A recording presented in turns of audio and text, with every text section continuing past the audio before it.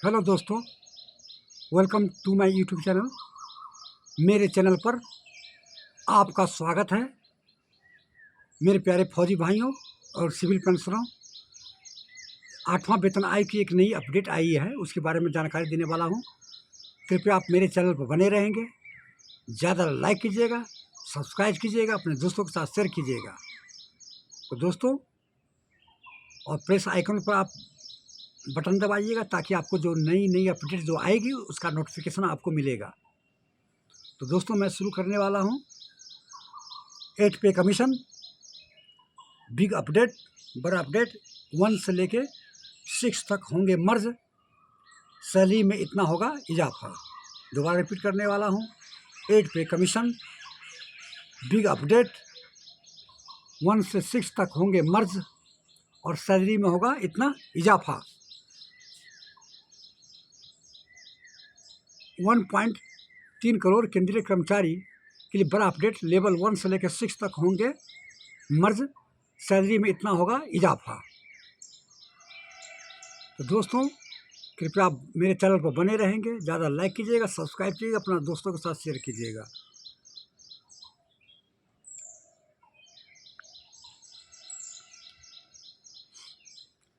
सबसे यह है कि आपको मैं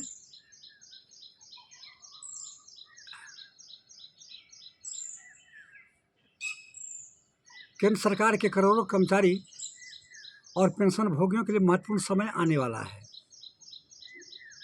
8वां वेतन आयोग के गठन की घोषणा के बाद अब इसकी सिफारिशों को लेकर उत्साह और उम्मीदें बढ़ गई है।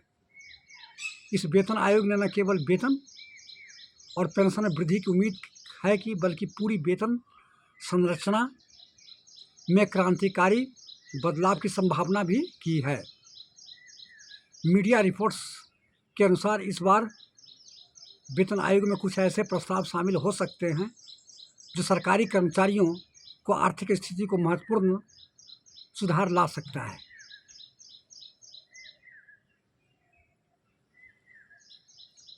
पे लेवल में प्रस्तावित बदलाव। एनसीजेसीएम ने सरकारी कर्मचारी के हित में एक महत्वपूर्ण सुझाव दिया था जो पे लेवल के मौजूद व्यवस्था को सरल बनाने में संबंधित है। वर्तमान में 6 अलग अलग पे लेवल है, जिसको घटाकर 3 करने का प्रस्ताव है। जो 6 था उसको 3 करेगा।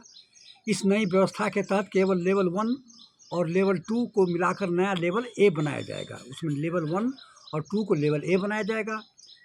लेवल 3 और 4 को मिलाकर के लेवल बी बनाया जाएगा और लेवल 5 और 6 मिलाकर लेवल 6, ए, बी और सी, ये तीनों लेवल बनाया जाएगा। यह बदलाव न केवल प्रशासनिक सुविधा लाएगा बल्कि कर्मचारी के वेतन में सुधार लाएगा। ऑटोमेटिक जब उसका अपग्रेड होगा, ए 1 वाले का लेवल बी में 2 में जाएगा तो लेवल 2 का जो बेसिक पे है वो उस पर उसको मिलेगा। प्रस्तावित लेवल मर्दर से सबसे अधिक लाभ निचले पे स्केल पर काम करने वाले कर्मचारी को होगा। इसका मर्ज पर सब जो निचले स्तर है, जो चपरासी उपरासी है, जो पे लेवल 1 में आता है, उसको फ़ायदा होगा। जब 2 लेवल आपस में मिलेंगे तो नए लेवल बनने का प्रारंभिक मूल वेतन उन 2 लेवल में से ऊंचे लेवल के बराबर या उससे अधिक हो सकता है, उसके अधिक हो सकता है। उदाहरण के तौर पर वर्तमान में लेवल 1 के कर्मचारी को 18,000 रुपया मिलता है, लेवल 2 को 19,900 रुपया मिलता है। मर्जर के बाद नए लेवल में लेवल 1 के कर्मचारी को 19,900 रुपया हो जाएगा उसका बेसिक पे। और जितना फिटमेंट फैक्टर बढ़ेगा उतना फिटमेंट फैक्टर उसमें मल्टीप्लाई कर दिया जाएगा, उतना उसकी बढ़ोतरी हो जाएगी।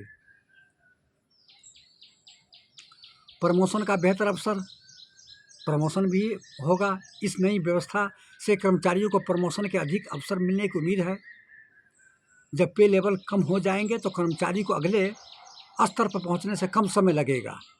यह व्यवस्था कैरियर के प्रगति को तेज बनाएगी और कर्मचारियों को मनोबल में वृद्धि करेगी। वर्तमान में 6 स्तरों से गुजरना पड़ता है, जबकि नई व्यवस्था में केवल 3 स्तर होंगे। नई व्यवस्था में ए, बी, सी, पहले ए था, 2 1 2 3 4 5 6 था, उसको लेवल 3 में करके ABC कर दिया जाएगा। इससे कर्मचारियों को अपने कैरियर में तीव्र प्रगति का अवसर मिलेगा। वेतन आयोग की अनुमोदन प्रक्रिया केंद्र सरकार 8वें वेतन आयोग की गठन को इस वर्ष के शुरुआत में स्वीकृति प्रदान की है। इस आयोग की सिफारिश 1 जनवरी 2026 से लागू होने की संभावना है।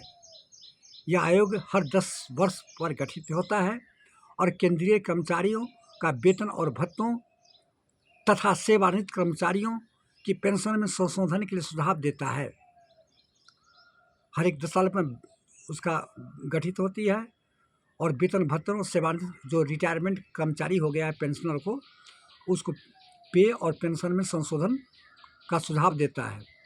इसकी स्थापना सरकारी कर्मचारी को बदलती जरूरत और महंगाई के दरों में ध्यान में रखकर किया जाता है।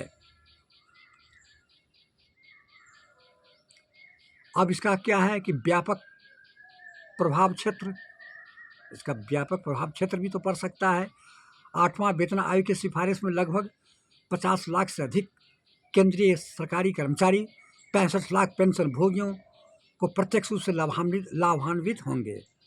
इसमें 50 लाख केंद्रीय कर्मचारी और 65 लाख जो पेंशन भोगी है। इतनी बड़ी संख्या में लोगों को आर्थिक स्थिति में सुधार का सीधा प्रभाव देश को समग्र अर्थव्यवस्था पर भी पड़ेगा।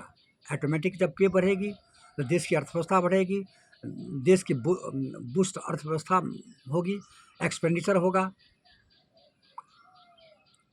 और अर्थव्यवस्था की गति प्रदान करेगी।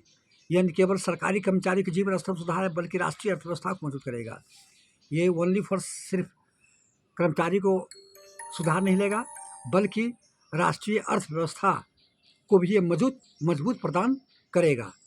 जब ऑटोमेटिक 8वां वेतन आयोग से जुड़े से प्रस्ताव सरकारी कर्मचारी के लिए एक नई उम्मीद जगाते हैं। वेतन संरचना में यह सुधार न केवल तत्काल लाभ देगा बल्कि दीर्घकालीन कैरियर विकास में सहायक होगा। सरकारी सेवा की आकर्षकता बढ़ने से योग्य उम्मीदवारों को आकर्षित करने में मदद करेगा। तो दोस्तों, ये थी जानकारी। कैसा लगा आप लोग कमेंट कीजिएगा कि क्या लेवल मर्ज होना चाहिए, लेवल मर्ज होने से क्या सरकारी कर्मचारी को फ़ायदा होगा या नहीं होगा। इसलिए आप कमेंट कीजिएगा, ज़्यादा लाइक कीजिएगा, सब्सक्राइब कीजिएगा, अपने दोस्तों के साथ शेयर कीजिएगा और पूरी वीडियो देखने का प्रयास कीजिएगा, क्योंकि अधूरा वीडियो देखिएगा तो आपको पूरी स्टोरी जो वीडियो का जो बनाया है आपको जानकारी नहीं मिलेगी। अधूरा देख करके आप लोग कमेंट करते रहते हैं, इसलिए पूरी वीडियो देखने का प्रयास कीजिएगा। दोस्तों, ये थी जानकारी। जय हिंद, जय भारत, थैंक यू।